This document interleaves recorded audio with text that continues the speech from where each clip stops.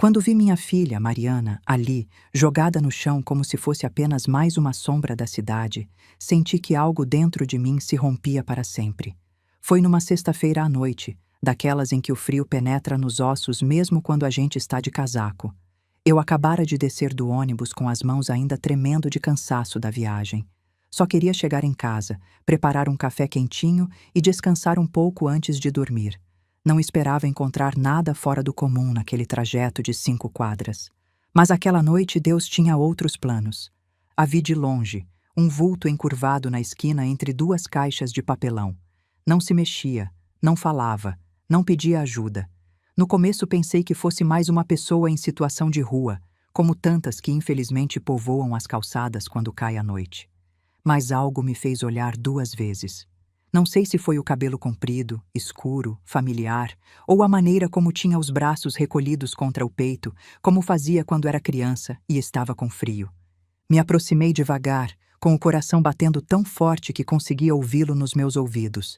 Quando estava a menos de 2 metros, o mundo desabou sobre mim. Era minha filha, minha menina, meu sangue jogada na rua como se não valesse nada. Meu Deus! Murmurei sentindo as pernas fraquejarem. Mas antes de eu continuar, verifique se você já se inscreveu no canal, deixe seu like. E me conte nos comentários de onde você está ouvindo minha história. Quero muito saber até onde ela já chegou. Filha, filha, o que você está fazendo aqui? Me ajoelhei ao lado dela, embora meus joelhos protestassem pela dificuldade dos movimentos. Seu rosto estava sujo, marcado pela poeira da rua. Tinha a pele fria, os lábios ressecados, a roupa estava desgastada, rasgada em vários lugares. Um tênis não pertencia a ela, parecia grande demais. O outro era apenas um pedaço de sola segurado por 2 fios. Toquei seu ombro com cuidado. Meu amor, acorda, por favor. Ela abriu os olhos lentamente, como se custasse lembrar onde estava. Quando seu olhar focou em mim, uma mistura de surpresa, vergonha e alívio cruzou suas feições. Mãe, sussurrou com a voz quebrada. O que você está fazendo aqui? Eu não conseguia falar. A garganta se fechou de uma forma que nunca antes tinha sentido. Só a segurei pelos braços e a abracei. Ela chorou contra meu peito, fraca, exausta, como se carregasse anos sem fazer isso. Minhas mãos tremiam enquanto acariciava seu cabelo, tentando compreender como era possível que minha filha, a mesma que eu tinha criado com tanto amor, estivesse dormindo na rua como uma desconhecida abandonada pelo mundo. Levanta, filha, consegui dizer finalmente com a voz entrecortada. Vamos para casa agora mesmo. Aqui você não fica nem um segundo a mais. Ela tremeu quando tentou se levantar. Tivemos que fazer isso aos poucos, apoiando-se em mim como fazia quando era pequena e tinha medo de andar sozinha nas noites de tempestade. Seu corpo estava tão leve que me preocupou. Quanto tempo fazia que não comia direito, quantas noites tinha dormido assim, exposta ao frio, ao perigo, à indiferença das pessoas. Mãe, disse outra vez quase num sussurro. Ele me deixou sem nada. Sua voz se quebrou ao pronunciar essa frase e eu entendi tudo. Não precisava ouvir mais para saber a quem se referia. Seu marido, o mesmo que eu nunca aprovei completamente. O mesmo que ela defendeu tantas vezes. O mesmo que a convenceu de que eu era protetora demais. O mesmo que prometeu cuidar dela e a destruiu. Mas não era momento de perguntas. Não era momento de culpa. Era momento de levá-la para casa e protegê-la. A ajudei a caminhar as poucas quadras até minha casa. Cada passo parecia pesar 1 tonelada. Ela chorava em silêncio. Eu também, embora não deixasse que me visse. Quando entramos, a envolvi com um cobertor quentinho e a sentei no sofá. Preparei uma sopa quente, a mesma receita que sempre fazia quando ela estava doente de criança. Mal tomou algumas colheradas antes de adormecer, rendida pelo esgotamento. Fiquei observando-a por um longo tempo. Minha filha, a mesma que um dia sonhou em construir uma família, estava ali afundada, quebrada, despojada de tudo pelo homem que jurou amá-la. E então a raiva me invadiu, uma raiva densa, profunda, como um fogo que crescia no meu peito, mas também uma dor que me fazia tremer. Enquanto a via dormir, entendi que não podia ficar quieta. Não dessa vez, Não depois de ver o que vi. Tinha que fazer algo. Tinha que enfrentar esse homem. Tinha que recuperar o que ele tinha tirado dela. Enquanto preparava uma xícara de chá para me manter acordada, minha mente começou a tecer um plano. Um plano que não tinha a ver com violência, mas sim com dignidade, com justiça, com amor maternal, com tudo o que ele nunca teve por ela. E enquanto o relógio marcava 3 da manhã, peguei meu celular e procurei o endereço do apartamento novo onde ele morava junto com a amante. Ali, num prédio elegante, rodeado de luxos que não lhe pertenciam, dormia tranquilamente o homem que tinha deixado minha filha dormindo na rua. Aquela noite, sentada ao lado da minha filha enquanto dormia, decidi que no dia seguinte iria procurá-lo. Não sabia exatamente o que faria quando abrisse a porta, mas sabia uma coisa: nunca na vida dele esqueceria o que estava prestes a acontecer. Quando acordei, eram quase 9 da manhã. Tinha dormido na cadeira da sala com a cabeça apoiada nos braços. Não lembrava em que momento o sono tinha me vencido, mas lembrava de cada detalhe do que tinha visto na noite anterior. Minha filha continuava ali encolhida no sofá, envolvida no cobertor que tinha colocado nela, com a respiração suave e o rosto ainda marcado pelo cansaço. Me aproximei devagar e a observei. Aquela paz frágil que via em sua expressão não coincidia com a realidade que tinha vivido. E enquanto a olhava dormir, um pensamento me atingiu com a força de um martelo. Minha filha esteve 2 anos desaparecida da minha vida completamente e eu nunca imaginei que estivesse assim. Me doeu, me atravessou, me destroçou por dentro. Preparei café em silêncio sem fazer barulho para não acordá-la, mas não passaram nem 10 minutos quando a ouvi se mexer. Se incorporou lentamente, como se o corpo ainda pesasse. Quando abriu os olhos e me viu, sorriu, mas foi aquele sorriso quebrado como se custasse lembrar como se fazia. "Bom dia, mãe", sussurrou. Me aproximei e me sentei ao lado dela. Não quis pressioná-la, mas sabia que tinha que conversar. Ela também sabia. "Quer comer alguma coisa?" Perguntei para dar tempo. Ela negou com a cabeça. "Não, só preciso te contar o que aconteceu." Respirei fundo. Assenti. "Estou aqui, filha. Me conta tudo. Não tenha medo." Ela apertou as mãos entre si, tremendo levemente. Seus olhos olhavam para baixo, evitando os meus. E então começou. "Mãe, ele vendeu a casa sem me dizer nada. Eu só fiquei sabendo quando chegaram os novos donos e me pediram para ir embora. Ele já morava com ela, com a amante, e eu não tinha para onde ir." Senti uma onda de calor percorrer meu peito. Fúria pura, indignação absoluta. "Como? Como ele pôde fazer isso com você?" Consegui dizer com dificuldade. Ela balançou a cabeça. "Porque sempre foi assim, mãe. Eu só escondi tudo para você não sofrer. Ele me manipulava. Me fazia acreditar que se eu te contasse algo, ia te causar um infarto, que você não poderia suportar, que era melhor te deixar tranquila." A escutei em silêncio, sentindo como meu coração se apertava. "Mas isso não é o pior", continuou, e sua voz se quebrou. "Quando foi embora com ela, me deixou sem dinheiro. Eu tinha trabalhos temporários, mas não dava para nada.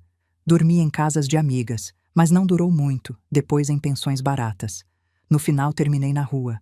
Já não aguentava mais." Segurei sua mão. Sua mão estava fria, mas sua dor ardia. "Por que não veio para casa?" Perguntei quase num sussurro. Ela começou a chorar. "Porque me dava vergonha, mãe. Me dava vergonha que você me visse assim, derrotada. E porque ele repetia que você estava melhor sem mim, que eu era um peso, que se voltasse com você ia arruinar sua vida. Eu acreditei. Fui uma tola." Levantei seu rosto suavemente para que me olhasse nos olhos.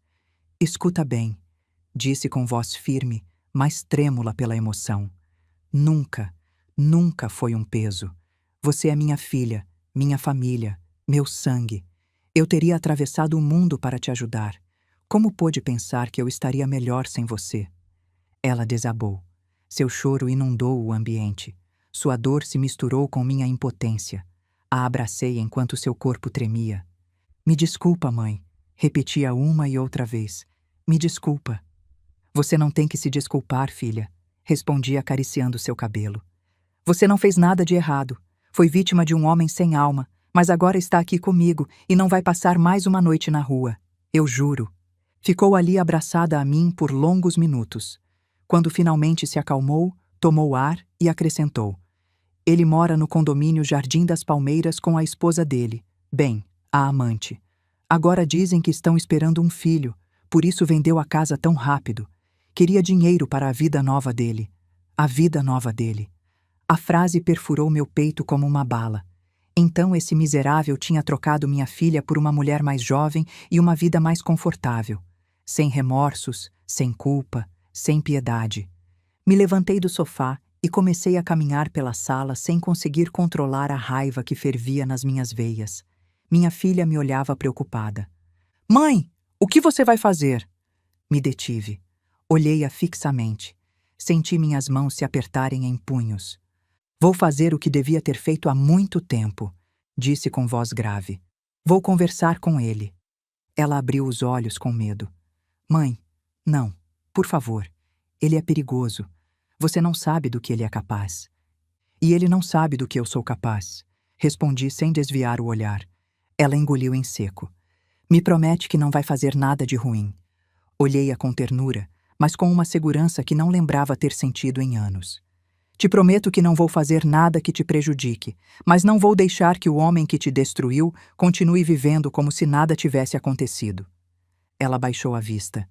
Acho que entendeu que minha decisão era irreversível. Fui ao meu quarto, abri a gaveta da escrivaninha e tirei uma pasta onde guardava documentos importantes.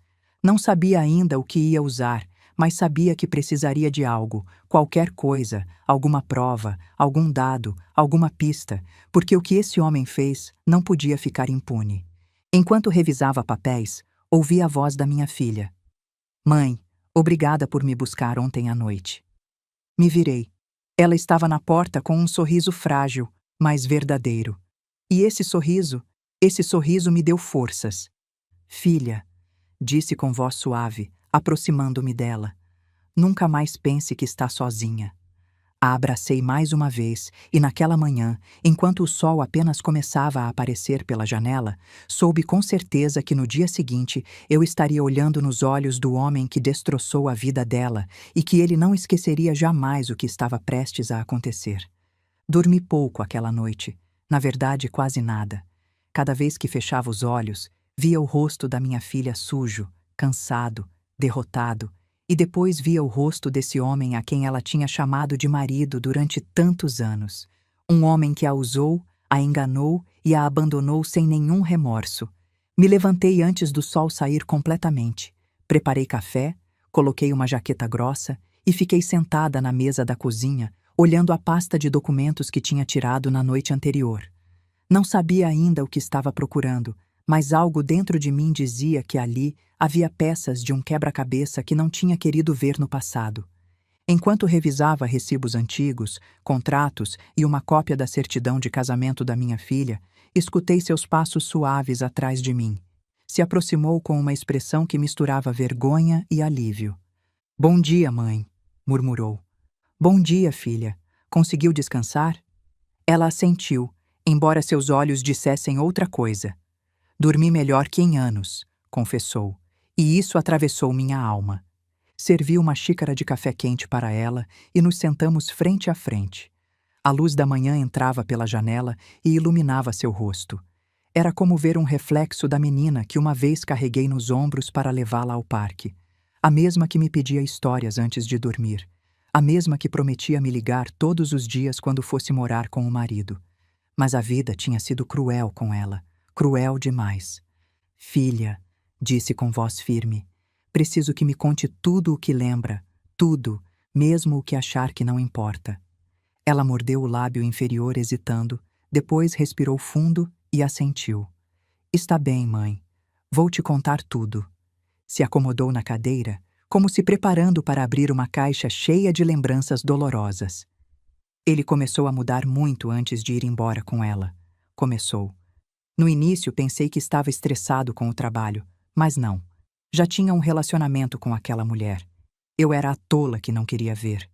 Você não é uma tola, interrompi suavemente. Ela continuou ignorando meu comentário.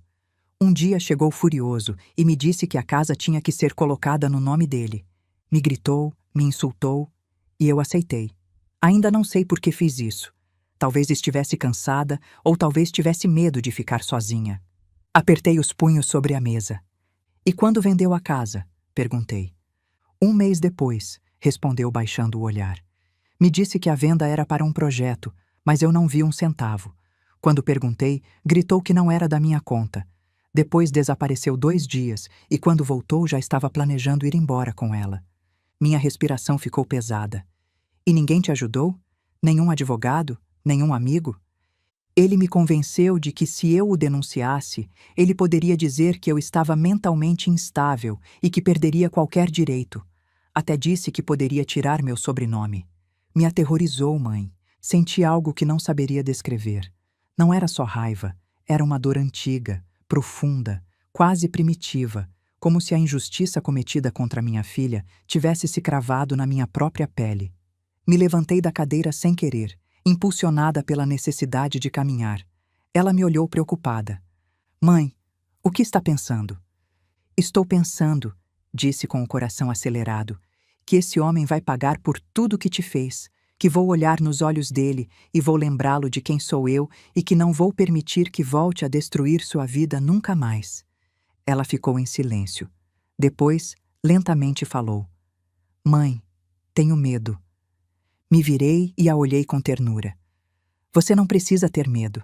Não, enquanto eu estiver viva. Ela se levantou e me abraçou. Seu corpo tremia, o meu também. Éramos 2 almas feridas tentando encontrar força uma na outra. Quando se separou, pensei que queria descansar, mas foi até a bolsa e tirou um envelope que estava amassado e quase rasgado. Isso encontrei faz tempo, disse. Ele não sabe que tenho. Guardei sem saber por quê, mas talvez te sirva.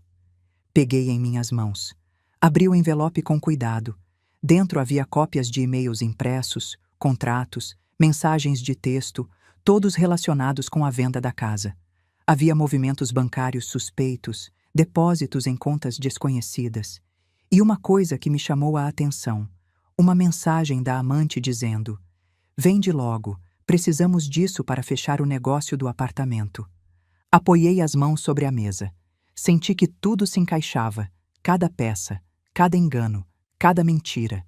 Esse homem não só tinha abandonado minha filha, não só a tinha manipulado, não só a tinha deixado na rua, a tinha enganado, tinha despojado dela tudo o que era seu e ainda por cima tinha usado esse dinheiro para construir a vida nova dele. Fiquei um longo minuto olhando aqueles papéis. Ali estava o início do meu caminho, ali estava a minha arma, ali estava a porta para destruir o que ele tinha construído. Devolvi os papéis para minha filha e acariciei seu rosto. Filha, obrigada por confiar em mim. Ela sorriu debilmente. O que vai fazer com isso, mãe? Tomei ar. Vou fazer justiça, mas não com golpes, não com violência. Vou fazer como deve ser feito, com inteligência, com estratégia e com calma. Dei um passo em direção à janela e olhei para fora. Hoje não vou vê-lo ainda, acrescentei. Não até ter tudo o que preciso, mas logo, muito logo, ele vai saber o que é enfrentar uma mãe que viu sua filha sofrer. Ela se aproximou, apoiou a cabeça no meu ombro e murmurou. Mãe, tenho medo que ele te faça mal. Sorri sem olhá-la. Não se preocupe, ele não vai me tocar. Não poderá. Minhas mãos se fecharam em punhos. O plano tinha nascido. Um que ele nunca veria vindo. Um que mudaria a vida dele para sempre. Passei a manhã revisando cada documento que minha filha tinha guardado naquele envelope amassado. Eram peças soltas, fragmentos de um quebra-cabeça que finalmente começava a mostrar um desenho claro.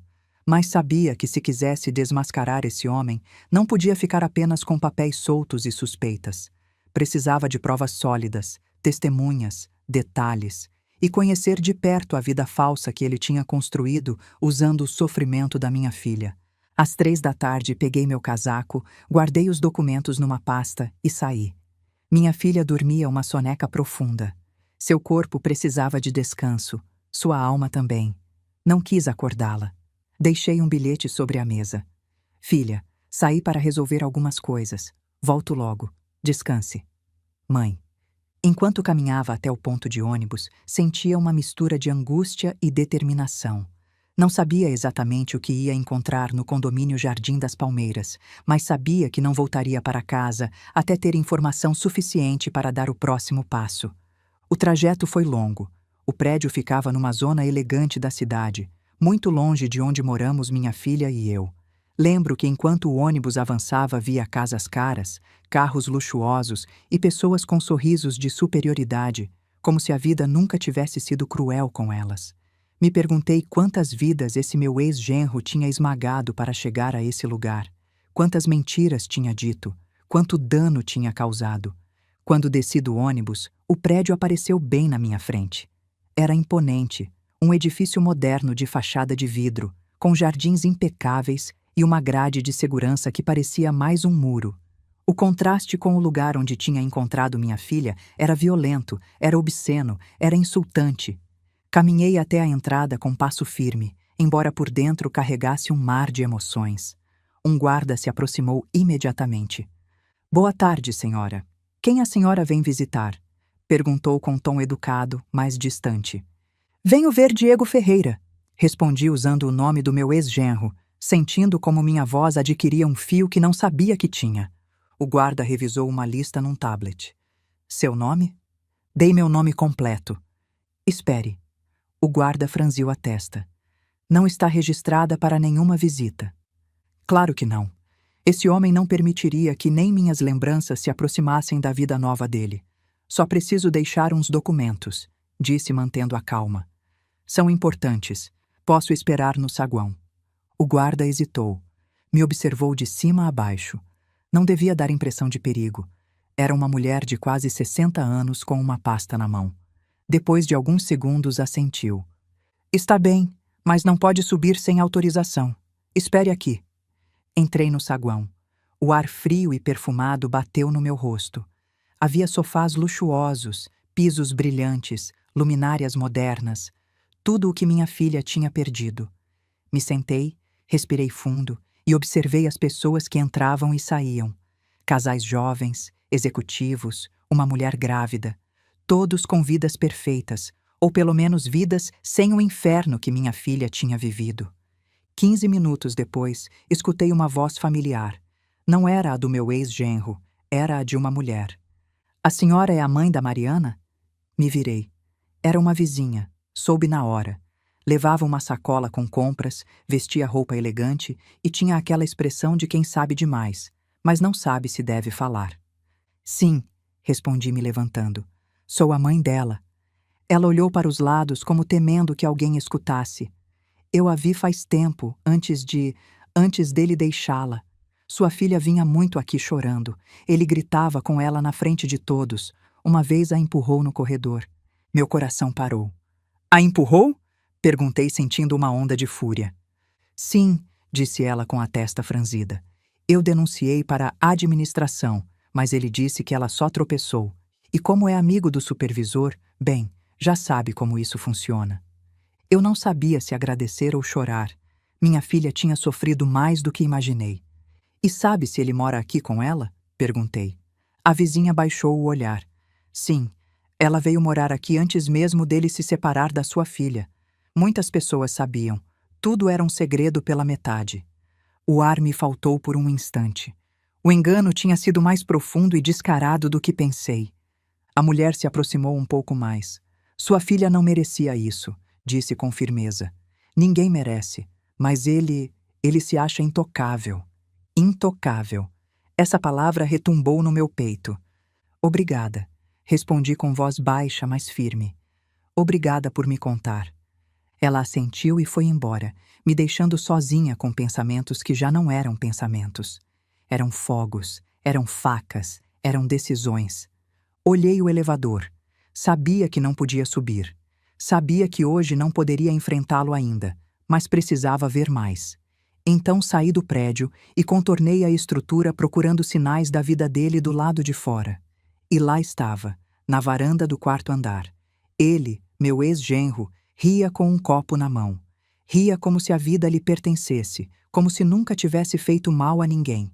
E ao lado estava a amante, A mulher por quem destruiu minha filha, a mulher que carregava uma gravidez avançada. Havia música, havia celebração, havia felicidade. Senti que algo dentro de mim se partia, porque enquanto eles celebravam a vida nova, minha filha dormia na minha casa depois de ter vivido na rua. Não movi um músculo, só observei até que ele entrou novamente no apartamento, sem imaginar que lá embaixo estava me olhando a mulher que ele jamais deveria ter desprezado. Naquele dia, enquanto me afastava do prédio, compreendi tudo. Eu não ia bater nele, não ia insultá-lo, não ia enfrentá-lo como uma velha furiosa. Ia destruí-lo com a mesma calma com que ele destruiu minha filha. Mas ao contrário dele, o meu não seria covardia, seria justiça. Voltei para casa caminhando devagar, com a pasta apertada contra o peito e a mente cheia de imagens que não podia apagar. Cada passo parecia mais pesado que o anterior. O eco das risadas que tinha ouvido naquela varanda continuava batendo dentro da minha cabeça como um martelo. Tinham-se passado anos desde que senti uma mistura tão explosiva de ódio, dor e determinação. Quando cheguei, o sol estava baixando. A casa estava em silêncio, mas esse silêncio não era vazio. Era o silêncio da paz que minha filha precisava. Me aproximei do sofá onde ela tinha dormido na noite anterior. Dessa vez estava acordada, com o olhar perdido na janela, como se tentasse entender em que momento a vida dela tinha se quebrado. "Filha", disse suavemente. Ela virou a cabeça e sorriu, mas esse sorriso doía. Era um sorriso de gratidão ensombrecido pela tristeza. "Mãe, já voltou." Me sentei ao lado dela. Houve um silêncio longo entre nós. Um daqueles silêncios que falam por si só. Ela sabia que eu tinha ido ao prédio. Eu sabia que ela queria perguntar, mas nenhuma das duas falou no começo. Finalmente respirei fundo. Eu ouvi. Ela tensionou os ombros. "Ele?" Sim, ele e ela. Desviou o olhar e apertou os lábios como se quisesse que essa conversa terminasse rápido. Não a culpava. Reviver essa dor era como abrir uma ferida recém-fechada. "Parecem felizes", acrescentei sem emoções, como se as palavras não tivessem dono. Ela fechou os olhos um momento. "Eu sabia", sussurrou, "mas dói igual." Segurei sua mão e a apertei. "Filha, você não merece carregar essa vergonha. Não merece levar o lixo dele nas suas costas. Ele não te destruiu porque você era fraca. Ele te destruiu porque você é boa. E as pessoas boas às vezes confiam na pessoa errada." Seus olhos se encheram de lágrimas, mas não chorou. Ficou quieta escutando. "Não quero te vingar por raiva", continuei. "Quero fazer isso porque ele te deve, porque te arrancou seu lar, sua dignidade, sua tranquilidade, e porque eu, como sua mãe, não vou morrer sem me assegurar de que você recupera sua vida." Seus lábios tremeram. "Mãe, por favor, não faça nada que te coloque em risco." "Não vou fazer", respondi com firmeza. "Já não sou uma jovem impulsiva, e não preciso gritar com ele nem tocá-lo para destruí-lo. O que vou fazer bem. Vou fazer como uma mulher que viveu o suficiente para saber que a justiça é mais poderosa que a raiva." Ela ficou me olhando por um longo tempo, como se estivesse tentando se reconhecer nas minhas palavras, ou talvez tentando reconhecer a mãe que uma vez acreditou invencível. "Mãe, te amo", disse, se quebrando um pouco. A abracei. Um abraço longo, real, daqueles que seguram a alma. Senti suas lágrimas no meu ombro e pensei que, embora o mundo tivesse sido cruel com ela, eu nunca permitiria que voltassem a pisoteá-la. Quando se acalmou, a ajudei a se levantar. Caminhou até o quarto com passos lentos, mas mais seguros que no dia anterior. Fiquei sozinha na sala. Olhei a pasta sobre a mesa, os documentos, as mensagens, as provas da traição. E ali, naquele silêncio pesado, senti a clareza que tinha estado esperando desde o momento em que a encontrei dormindo na rua. Já não era só dor, já não era só raiva. Era um propósito. Um propósito tão sólido que parecia parte do meu próprio corpo. Me aproximei da janela. A noite já tinha caído. As luzes da rua iluminavam a solidão do meu lar. Pensei na minha filha dormindo novamente sob um teto seguro. Pensei no homem que a tinha destruído e que agora vivia como um rei. Pensei na mulher que o acompanhava, na gravidez dela, na vida perfeita que tinham construído sobre mentiras. E sem me dar conta, falei em voz baixa: amanhã vou começar. Mas antes de continuar, gostaria de saber se você se inscreveu no canal e se gostou do vídeo. Isso me ajuda a ver que você me apoia e gosta das minhas histórias. Agora continuemos. Peguei a pasta e a abri mais uma vez. Cada documento era uma semente de verdade. Cada mensagem era uma rachadura. Cada assinatura, cada data, cada conversa impressa era uma faca que poderia afundar com precisão cirúrgica. Não precisava de violência, não precisava de ameaças, não precisava arriscar minha liberdade ou minha integridade. Só precisava ordenar tudo. E então soube o que devia fazer. Comecei a classificar os papéis por datas, depois por tipo, depois por relevância legal. Tirei um caderno velho que guardava na gaveta, esse onde anotava gastos da casa, aniversários e lembretes. Naquele dia, esse caderno se converteu na minha arma. Ali tracei as primeiras linhas do plano. Um plano lento, um plano frio, um plano impossível de deter quando começasse a rolar. Meu ex-genro tinha um ponto fraco, um que não tinha notado até esse momento. A amante não sabia que a casa que ele vendeu pertencia à minha filha. Não sabia que foi comprada com esforço mútuo de ambos e, sobretudo, não sabia que ele cometeu fraude ao colocar a propriedade no nome dele mediante manipulação emocional e ameaças. As paredes daquele apartamento luxuoso estavam construídas sobre um segredo que só eu podia destruir. Fechei a pasta, respirei profundamente, olhei o relógio. 10 da noite. Minha filha dormia tranquila no quarto. Eu, pelo contrário, estava acordada, mais acordada que em qualquer outro momento da minha vida, porque sabia algo com certeza absoluta. Amanhã seria o princípio do fim para ele e o princípio de uma vida nova para minha filha. Dormi apenas umas horas, mas me levantei com uma clareza que não sentia há décadas. A aurora entrava pela janela como uma linha dourada que partia em dois a escuridão do quarto. Me vesti devagar com a solenidade de quem se prepara para algo inevitável. Lavei meu rosto, penteei meu cabelo grisalho e me olhei no espelho. Não vi uma mulher velha. Vi uma mãe. Vi uma protetora. Vi alguém que tinha se cansado de que a vida arrancasse o que amava. Peguei a pasta com as provas e a guardei na minha bolsa de couro, essa que usei muitos anos atrás quando ainda trabalhava. Antes de sair, passei pelo quarto da minha filha. Dormia profundamente, respirando com um ritmo que não escutava desde antes do casamento dela. A observei um momento, arrumei um cobertor sobre os ombros. Hoje começo a devolver sua vida. Sussurrei sem que ela me ouvisse. Saí e fechei a porta com cuidado. O caminho até o condomínio Jardim das Palmeiras se sentiu diferente. Dessa vez não havia angústia nem raiva descontrolada, só determinação. Cada passo era uma declaração silenciosa.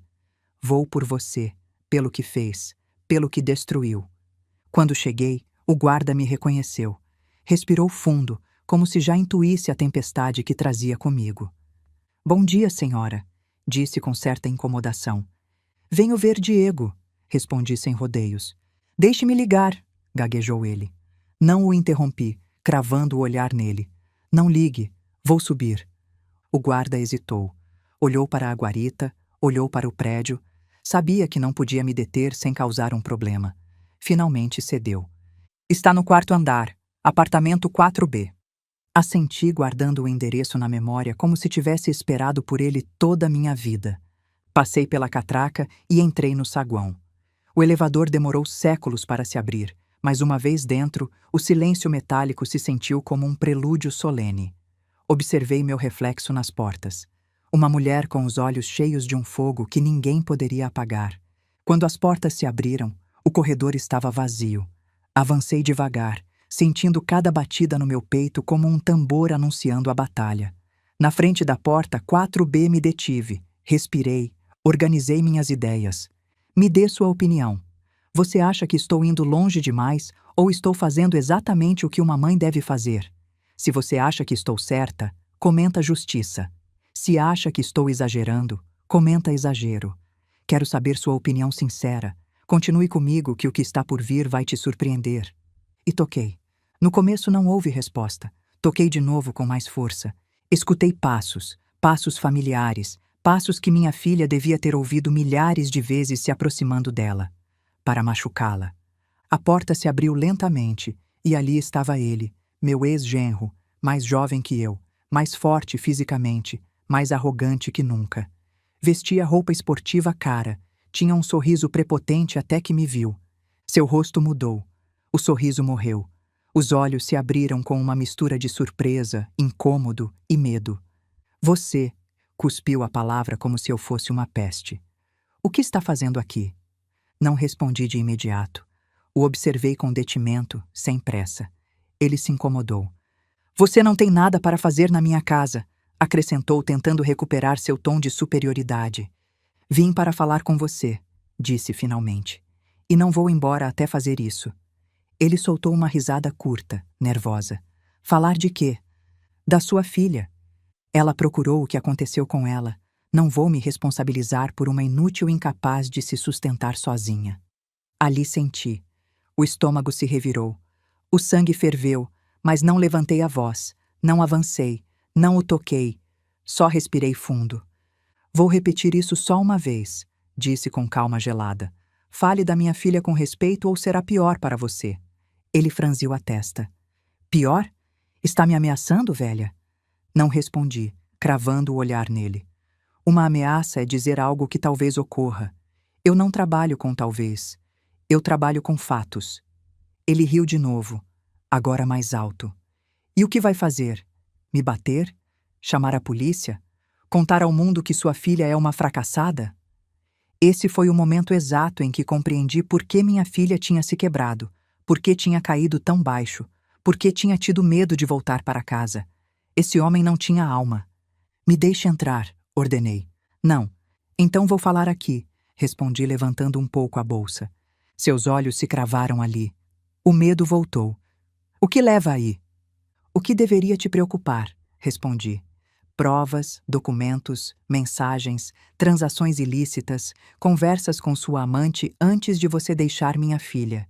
E o mais interessante, provas de que você cometeu fraude com a venda da casa, uma propriedade que legalmente nunca deveria ter figurado no seu nome. Ele empalideceu. Vi-o engolir saliva. Vi-o vacilar por um segundo. Você não sabe do que está falando, gaguejou dando um passo para trás. Não sorri apenas. Sei tudo. E o que não sei vou descobrir. Hoje vim te avisar. Amanhã não vou avisar nada. Ele respirava rápido. Olhou para dentro do apartamento nervoso. Alguém se mexia na cozinha. A amante. Então soube. Ele não queria que ela ouvisse. Escute bem, disse me inclinando só um pouco em direção a ele. Minha filha dormiu na rua sozinha, com fome, quebrada, enquanto você estava aqui brincando de ser rico. Isso acabou. Você não pode provar nada, tentou replicar, mas a voz tremia. Hoje não vim para provar. Hoje vim para te contar. Amanhã será diferente. Ele abriu a boca para dizer algo mais, mas não pôde. Ficou ali paralisado, olhando para a mulher que ele acreditava ser fraca só por ter cabelos grisalhos. Sorri. Um sorriso pequeno, controlado, perigoso. Aproveite seu dia, Diego. Te restam poucos assim. Me virei. Caminhei até o elevador. Não olhei para trás. Não precisava. Tinha cumprido a primeira parte. Ele já sabia que eu o tinha encontrado. E sabia, embora não admitisse, que dessa vez não poderia escapar. O elevador descia com lentidão, e enquanto as luzes do painel baixavam do 4 ao 3, depois ao 2, eu sentia como minha respiração voltava a se estabilizar. Não tinha levantado um dedo contra ele, mas o tinha visto tremer. Pela primeira vez, Diego compreendeu que já não seria a mão de ninguém mais que tremeria, mas a dele. A justiça, cedo ou tarde, chega, sobretudo quando uma mãe deixa de calar. Quando saí do prédio, o guarda do turno da manhã levantou a vista. Seu olhar era diferente do de ontem, uma mistura de respeito e surpresa. Tudo bem, senhora? Perguntou com cautela. Ainda não, respondi, mas logo. Caminhei até o ponto de ônibus e me sentei no banco da parada. Tirei a pasta da bolsa e voltei a revisar os documentos. Cada fatura, cada transferência, cada contrato falsificado. Tudo se encaixava perfeitamente. Diego sempre tinha sido descuidado quando se tratava do dinheiro dos outros. Acreditava que as leis eram para os tolos, que nunca haveria consequências. Seu maior erro sempre foi sua arrogância. Liguei o celular e revisei as mensagens que tinham chegado do escritório do advogado. Ele trabalhava com uma precisão cirúrgica. Tinha conseguido uma ordem preliminar para revisar a venda da casa. Além disso, um juiz tinha aceitado estudar a possibilidade de congelar os bens de Diego até que se determinasse se a transação tinha sido fraudulenta. Um sorriso se desenhou no meu rosto. Não era vingança, era equilíbrio, era justiça. No entanto, antes de continuar com meu plano, devia voltar para casa. Queria me assegurar de que minha filha estivesse bem. Passei pela padaria do bairro e comprei pão fresco, suco de laranja e algumas frutas que ela sempre gostou quando criança. Esse pequeno gesto me fazia sentir que recuperávamos algo perdido. Ao entrar, ouvi barulho na cozinha. Me aproximei devagar. Ali estava ela de costas preparando café. Quando se virou e me viu, seu rosto se iluminou. "Mãe, pensei que ainda estivesse dormindo", disse com um sorriso tímido. "Saí cedo. Tinha coisas para resolver", respondi deixando a sacola sobre a mesa. Ela se aproximou para me abraçar. Sua pele cheirava a sabonete e seu abraço tremia, mas era sincero. Aquela fragilidade partiu minha alma. Ninguém deveria fazer isso a outro ser humano, muito menos a pessoa com quem disse "para sempre" num altar. "Dormiu bem?" perguntei rompendo o silêncio. "Muito melhor que em anos", respondeu ela olhando a xícara entre as mãos. "Mãe, não sei como agradecer." "Você não precisa me agradecer nada. Sou sua mãe. Estou aqui para te sustentar quando o mundo cair." Ela respirou fundo, como se essa frase a tivesse curado um pouco, mas sei que dentro dela havia um nó que levaria tempo para se desatar. Depois de tomarmos café juntas, ela subiu para tomar banho. Eu aproveitei para ligar para André, meu advogado e velho amigo. "Pronta para a próxima fase?" perguntou ele assim que atendeu. "Pronta", respondi. "Hoje mesmo quero apresentar tudo." "Perfeito. Te espero no meu escritório em 1 hora." Desliguei, coloquei minha jaqueta e olhei para a escada. "Vou sair um momento", disse a minha filha. "Volto em pouco tempo." Ela assentiu sem perguntar nada. Sabia que eu estava movendo fios invisíveis por ela e confiava. Saí de casa com o coração firme. Não havia volta atrás. O escritório de André ficava no centro, num prédio antigo, mas bem conservado. Quando cheguei, ele já tinha tudo pronto sobre a mesa. Pastas, gravações, declarações de vizinhos, cópias certificadas de documentos. "Carmen, o que você tem aqui?", disse André, ajeitando os óculos. "É suficiente para afundá-lo legalmente. Não só pela venda fraudulenta, também pelo abandono econômico, as ameaças e o histórico de manipulação que podemos demonstrar com testemunhas." "Não quero arruinar a vida dele por esporte", respondi. "Quero que pague o que fez e quero que minha filha recupere o que é dela." André assentiu. "Então vamos pelo caminho correto." Assinei vários documentos. Cada assinatura era como tirar mais um tijolo do castelo de mentiras onde Diego vivia. Quando terminamos, André se recostou na cadeira. "Quer que o notifiquemos hoje?", perguntou. "Não, ainda", respondi. "Antes preciso fazer algo mais." André arqueou uma sobrancelha. "Algo legal?" "Tão legal quanto respirar." Ele sorriu. Sabia que eu era uma mulher de princípios, mas também sabia que havia limites que, uma vez cruzados por outros, exigiam respostas contundentes. No caminho de volta para casa, pensei no inevitável. Cedo ou tarde, minha filha teria que se enfrentar cara a cara com seu passado.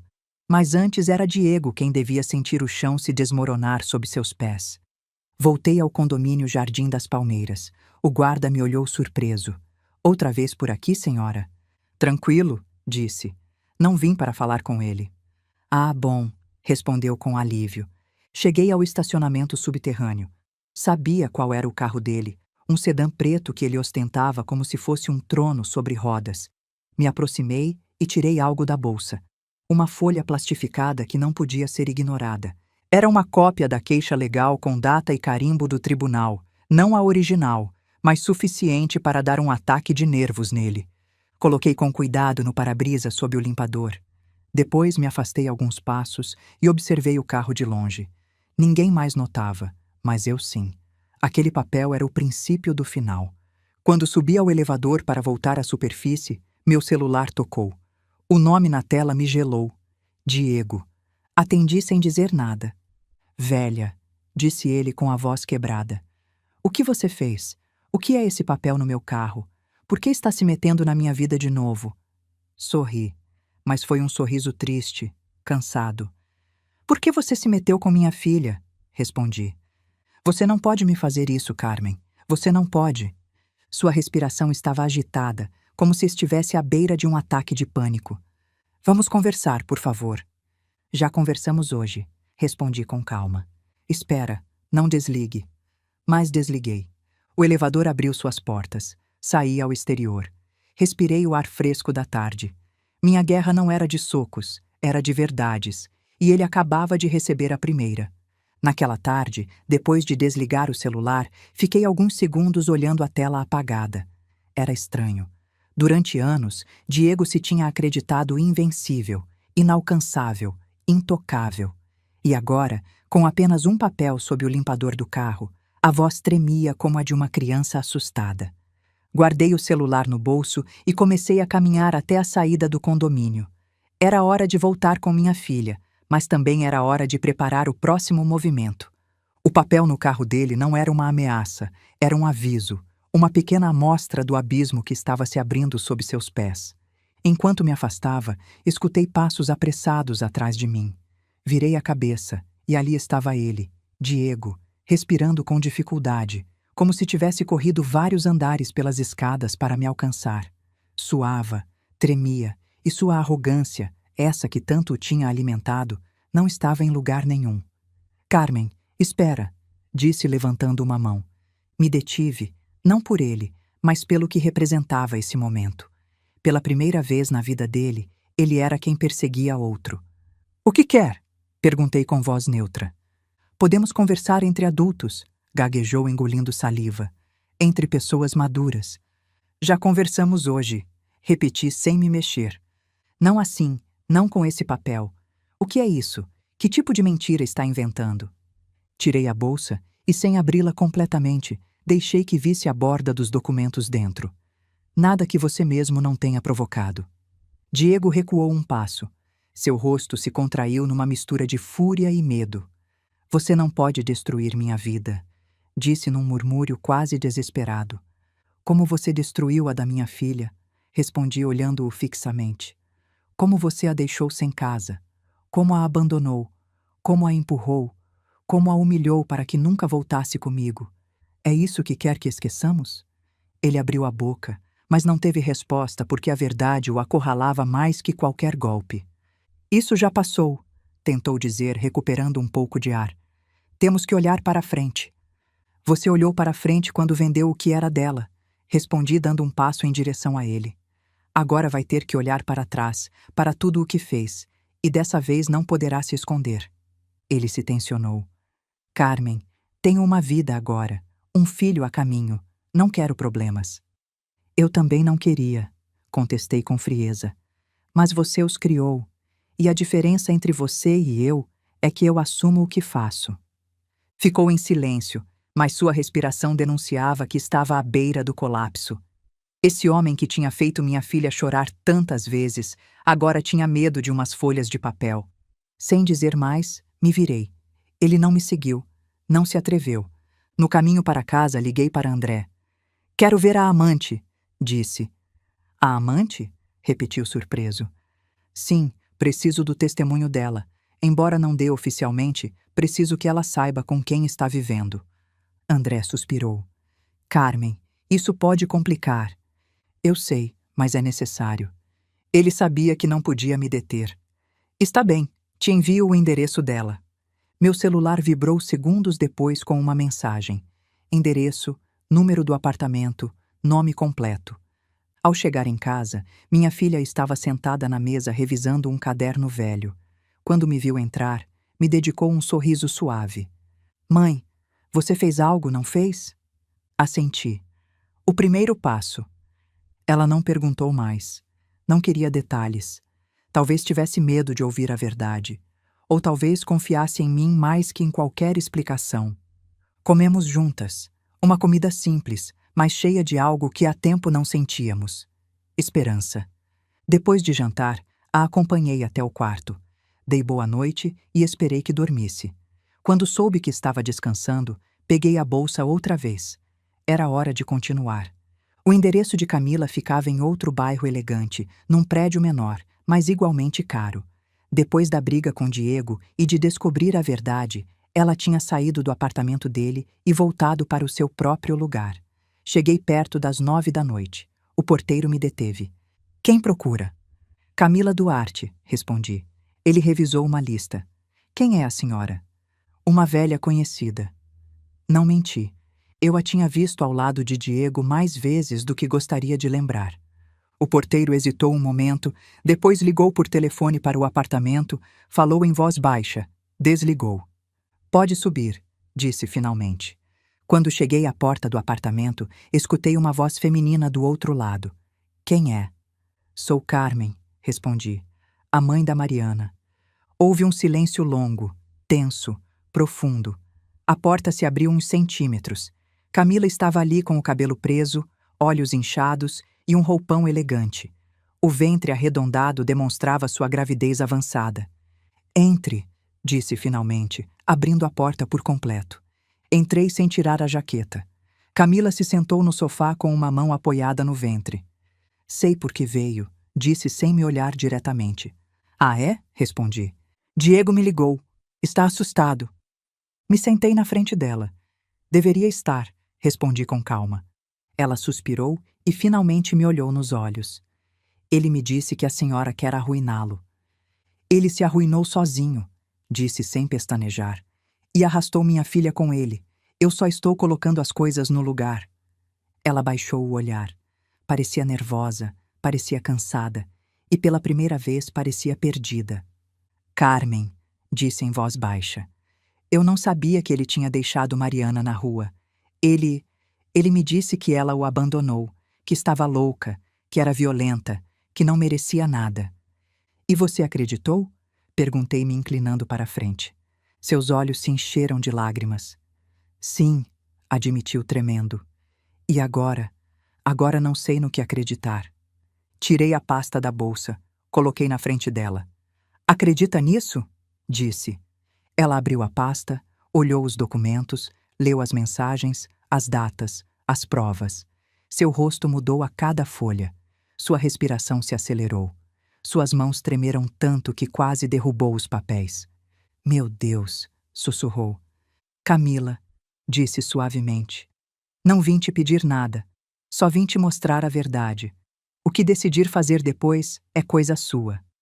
Ela me olhou com os olhos vermelhos. Ele me disse que a senhora era violenta, que sua filha foi embora porque a senhora era uma mãe ruim. Isso ele disse? Perguntei com um sorriso amargo. Sim. Então já sabe quem é Diego, respondi me levantando. Um homem que sempre precisa de um monstro para justificar seus erros. Ela rompeu a chorar. Chorou como se seu mundo tivesse desmoronado. E em silêncio, soube que tinha conseguido algo mais profundo que qualquer golpe legal. Tinha rompido o único refúgio emocional que Diego tinha. Quando saí do apartamento, respirei fundo. O ar da noite era frio, mas libertador. Diego não sabia ainda, mas o que fiz naquele dia seria impossível de reverter. Na manhã seguinte, quando acordei, a casa estava silenciosa. O sol entrava pela janela da sala, iluminando a mesa onde minha filha costumava sentar para escrever num caderno que já estava gasto por tantas lágrimas. Preparei um café e fiquei um momento observando a porta do quarto dela. Ainda dormia. Parecia tão tranquila quando descansava, tão diferente da mulher quebrada que tinha encontrado jogada na rua. Tomei um gole e olhei o relógio. Às 8 em ponto, o celular vibrou. Era André. Carmen, disse sem rodeios. Diego foi à delegacia esta manhã. Me denunciar? Perguntei com um tom quase divertido. Denunciar que está sendo extorquido. Mas antes que terminasse de falar, apareceu alguém mais. Quem? André fez uma pausa como se saboreasse o momento antes de dizê-lo. Camila, você teve um efeito imediato nela. Foi à delegacia com a pasta que deixou. Contudo, fechei os olhos um instante, não por surpresa, não por alívio, mas por algo que há tempo esperava sentir. Justiça. E o que disse o oficial? Perguntei. que a denúncia de Diego não procede. E agora? Sua voz se tornou mais baixa. Agora tem abertas 2 linhas de investigação. Uma por fraude e outra por violência psicológica e abandono patrimonial contra sua filha. Não disse nada, só inalei profundamente. Isso está apenas começando, acrescentou André. Prepare-se, ele vai te ligar. Que ligue, respondi. Desliguei. Não passaram nem 10 minutos quando o celular voltou a vibrar. O nome Diego piscava na tela. Atendi. O que você fez? Gritou sem nem respirar. Que diabos você disse para Camila? Por que meteu a polícia nisso? Só mostrei a verdade, disse com voz tranquila.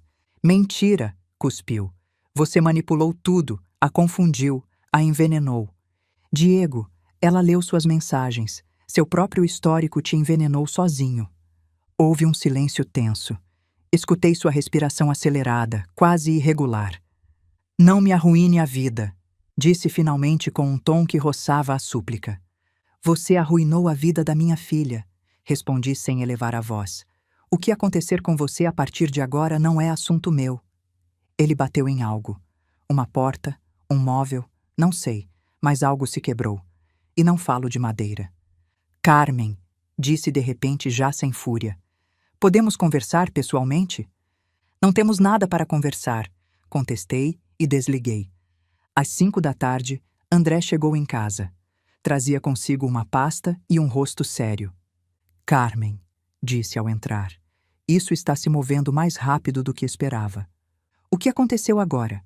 Se sentou na mesa e abriu a pasta. Camila apresentou sua declaração voluntária, disse. Afirmou que Diego mentiu sobre tudo relacionado a Mariana, que ocultou a venda da casa e que a manipulou para afastá-la de qualquer contato com você e com sua filha. Olhei André com atenção. E o que mais? André respirou fundo. Disse que ontem à noite, quando viu as provas que você mostrou, ele a ameaçou. Não fisicamente, mas sim psicologicamente. Gritou com ela. Disse que se ela falasse, ele se encarregaria de que ela enfrentasse consequências. Apertei os punhos. Esse covarde nunca mudava. Camila deixou claro que teme por sua segurança, continuou André. E sendo uma mulher grávida, isso pesa muito no relatório. Fiquei em silêncio uns segundos. Senti uma mistura de tristeza e justiça fria, como uma balança que finalmente começava a se equilibrar. Vão citá-lo? Perguntei. Mais que citá-lo, respondeu André fechando a pasta. Já o fizeram. Tem que se apresentar amanhã. Senão, emitirão uma ordem. Assenti lentamente. Carmen, acrescentou André me olhando com seriedade. Você tem que estar preparada. Diego não vai se render fácil. Eu sei, disse. E também tem que estar pronta para a reação da família política dele. Eles sempre o protegeram. Sorri com uma calma que até a mim me surpreendeu. Eles não sabem o que eu sei. André me sustentou o olhar. Não perguntou mais. Sabia que meu silêncio significava que o final estava perto. Naquela noite, minha filha e eu jantamos juntas. A comida tinha um gosto diferente, não porque houvesse algo especial na mesa, mas porque havia paz, algo que não sentia há muito tempo. Enquanto tomávamos um café, ela perguntou: Mãe, o que vai acontecer quando Diego enfrentar tudo isso? O que tiver que acontecer, respondi. Ela assentiu, mas depois acrescentou: E você vai ficar bem? Olhei-a com ternura. Filha, eu comecei isso por você e vou terminar por você. Ela se levantou, contornou a mesa e me abraçou forte. Foram segundos eternos daqueles que a gente guarda para sempre. Obrigada, mãe, sussurrou. Não me agradeça, respondi. Só estou fazendo o que qualquer mãe deveria fazer. Quando foi dormir, fiquei sentada olhando a janela com as luzes da rua se refletindo no vidro. Amanhã seria um dia importante, um que Diego não poderia evitar, um que mudaria o rumo de tudo. E enquanto o relógio avançava, soube que o que viria seria definitivo. Acordei antes do despertador tocar, não porque estivesse ansiosa, mas porque sabia que esse dia não podia recebê-lo dormindo. Me levantei devagar, preparei café e fiquei um longo tempo olhando o vapor subir da xícara. Era curioso como depois de uma vida inteira de trabalhar, criar filhos, perder meu marido e enfrentar tantas tempestades, justamente hoje meu coração batia com uma calma estranha, Uma calma que só aparece quando a gente sabe que a verdade finalmente está prestes a vencer. A casa estava em silêncio. Minha filha ainda dormia. Apesar de tudo o sofrido, nas últimas noites finalmente tinha conseguido descansar. Sua respiração desde o corredor se escutava serena. Isso, mais que qualquer outra coisa, me dava forças para seguir adiante. Às 8h30 em ponto chegou André. Não bateu na porta com pressa, mas com aquele toque firme e seguro de sempre. "Pronta?" perguntou ao entrar. Mais que nunca. André trazia 2 pastas, seu maleta e o gesto sério de um homem que conhece os finais duros e também os justos. "Hoje Diego deve se apresentar na delegacia", disse enquanto se servia um café. "E acredite, não vai ser um encontro simples." Assenti. "E Camila?" perguntei. "Está lá desde cedo", respondeu. "E não está sozinha. A acompanha a mãe." Isso me surpreendeu. "A mãe?" André sorriu de leve. "Parece que ontem à noite Camila conversou com ela e contou tudo o que tinha vivido, o que ele dizia, o que você mostrou, o que tinha feito com sua filha." A imagem me atingiu forte. Uma mulher grávida, jovem, tremendo, confessando que tinha estado vivendo com um homem manipulador sem se dar conta. E a mãe dela, segurando-a, ouvindo um relato que nenhuma mãe gostaria de ouvir. "Ela quer declarar também", acrescentou André. "Garante que há meses via sinais, mas não sabia interpretá-los." Soltei um longo suspiro. "Então, hoje vai se saber tudo", disse. André negou suavemente. "Uma parte, mas será suficiente para que Diego deixe de fingir ser um homem respeitável." Às 10 saímos rumo à delegacia. O lugar estava mais movimentado que o usual. Havia vozes, murmúrios, gente entrando e saindo. E ali, sentada com o olhar baixo, estava Camila. Não a via desde aquela noite. Suas mãos descansavam sobre o ventre e estava claro que tinha chorado recentemente. Me aproximei devagar. "Camila", saudei com um tom caloroso. Ela levantou a vista. Seus olhos estavam vermelhos, mas em sua expressão havia algo mais que tristeza. Havia decisão. "Senhora Carmen", sussurrou. "Obrigada. Obrigada por abrir meus olhos." Neguei suavemente. "Não me agradeça. Você abriu os olhos sozinha. Eu só te mostrei um espelho." Ela apertou os lábios e assentiu. "Minha mãe está lá dentro", disse. "Está falando com os oficiais." "Bom", respondi. "É importante." Nesse momento, a porta da delegacia se abriu de golpe. Diego apareceu. Vestia bem como sempre, mas seu aspecto estava longe da arrogância habitual. Tinha a camisa amassada, o cabelo bagunçado e a respiração agitada. Mas o mais impactante era seu olhar. Uma mistura de medo, raiva e desespero. Quando viu Camila, seu rosto se tensionou. Quando me viu, perdeu a cor. "Você", cuspiu entre dentes. Então conseguiu. Me colocou todos contra mim. "Não, Diego", disse com tranquilidade. "Você conseguiu sozinho." Camila recuou quando ele se aproximou. Instintivamente me coloquei na frente dela. "Diego", adverti. "Nem um passo a mais." Ele me olhou com um ódio que jamais tinha visto em ninguém. "Você destruiu minha vida", disse. Inclinei um pouco a cabeça. "Não, eu só deixei de permitir que você destruísse a da minha filha." André deu um passo à frente. "Diego, é hora. Entre." Ele ficou quieto, como se seu corpo se negasse a avançar. "Não penso declarar nada", disse. "Perfeito", respondeu André. "Faremos sem você." Aquele "faremos sem você" o atingiu mais que qualquer insulto. Dentro a cena era diferente, ordenada, fria, oficial. As declarações eram tomadas uma a uma. Primeiro falou Camila. A escutei por trás do vidro. Sua voz era suave, mas firme. Contou tudo. Os gritos, as mentiras, as manipulações, as noites em que Diego a fazia sentir responsável por tudo o que ele fazia. Falou da venda da casa da minha filha, de como ele a tinha enganado dizendo que Mariana não queria lutar por nada. E finalmente falou do medo. Isso foi o que mais impactou. O oficial a olhou com empatia e anotou cada palavra. Depois falou à mãe dela. Sua declaração foi contundente. "Minha filha mudou desde que está com ele. Achei que era a gravidez, mas não, era ele." O oficial terminou a anotação com uma expressão séria. Diego foi chamado depois. A sala ficou tão silenciosa que podia-se ouvir o teclar de um computador no outro extremo. Eu esperava no corredor quando de repente a porta se abriu e ele saiu furioso. "Inventaram tudo!" gritou. "Tudo é mentira. Ela está manipulada por essa velha." Me apontou, depois André, depois Camila. "Vocês dois arruinaram minha família." "Diego", disse André com calma forçada. "A família não se arruína mostrando a verdade, se arruína ocultando-a." Diego tremia dos pés à cabeça. "Não penso perder tudo por um exagero", rosnou. "Você já perdeu", disse suavemente. Sua mandíbula se apertou. Vi algo em seus olhos que nunca antes tinha visto. A certeza de que não havia saída. Horas depois, voltamos para casa. Minha filha estava preparando sopa.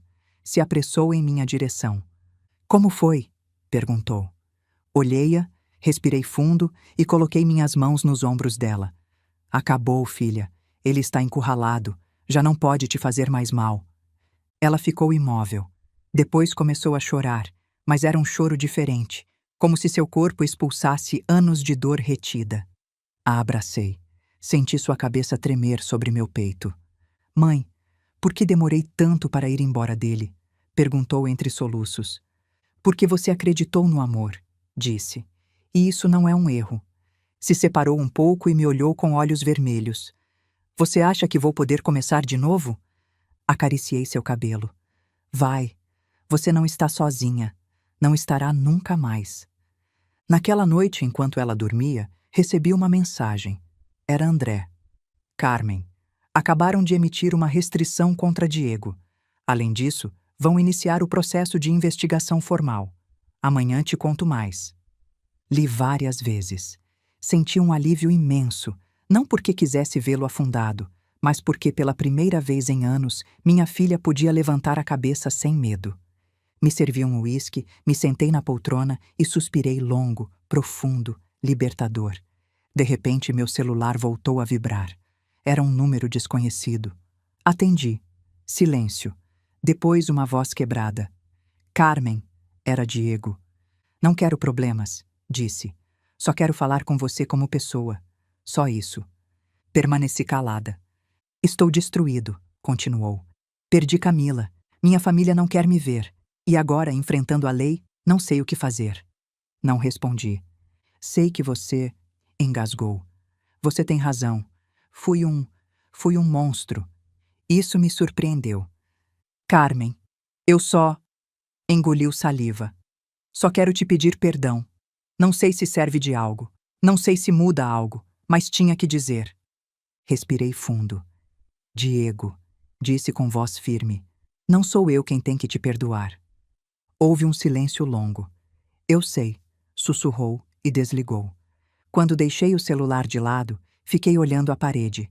Não senti satisfação, não senti vingança.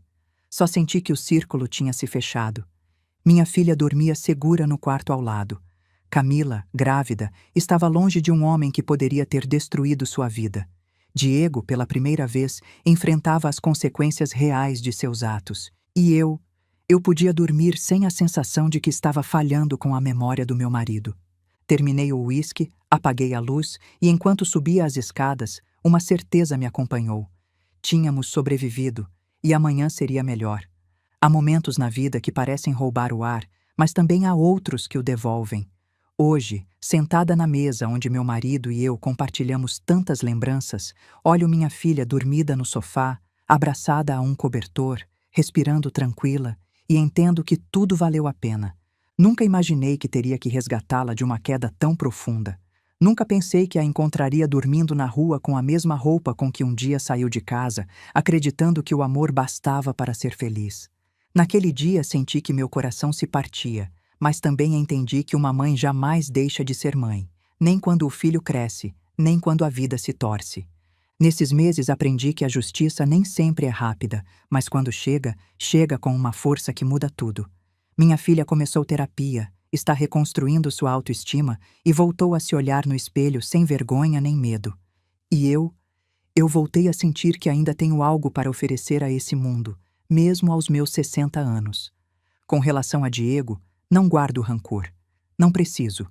A própria vida se encarregou de mostrar que as ações têm consequências. Ele perdeu mais que uma casa ou uma posição. Perdeu a máscara com que enganou tantos. E embora tenha me pedido perdão, entendeu que esse perdão não era meu para conceder, era da minha filha. E ela algum dia decidirá o que fazer com essa ferida. Mas o mais importante não é o que ele perdeu, mas o que nós ganhamos. Minha filha recuperou sua liberdade. Eu recuperei minha família. E dessa vez não penso soltá-la. Cada manhã a vejo despertar mais forte, mais firme, mais ela. E quando me sorri, lembro que mesmo nas noites mais escuras sempre há um amanhecer esperando. Sou uma mulher simples, uma mulher de 60 anos, uma mulher que cometeu erros, mas que também aprendeu a se levantar. E se algo posso dizer depois de tudo o vivido, é isto: nunca é tarde para resgatar quem você ama. Nunca é tarde para começar de novo. Nunca é tarde para escolher a si mesma. Eu sou Carmen, e essa foi minha história. Antes de me despedir, quero falar com você que está do outro lado da tela. Já se inscreveu no canal? Se essa história tocou seu coração, sua inscrição me demonstra que você gosta desse conteúdo e que deseja escutar muitas mais histórias como essa. Deixe seu like. Isso me ajuda muito a continuar criando relatos que cheguem à alma. Escreva nos comentários o que achou dessa história e o que você teria feito no meu lugar. Adoro ler suas opiniões e suas experiências. E me conte de que cidade está nos assistindo. Gosto de sentir que estamos conectados sem importar a distância. Obrigada por me acompanhar até o final. Nos vemos na próxima história.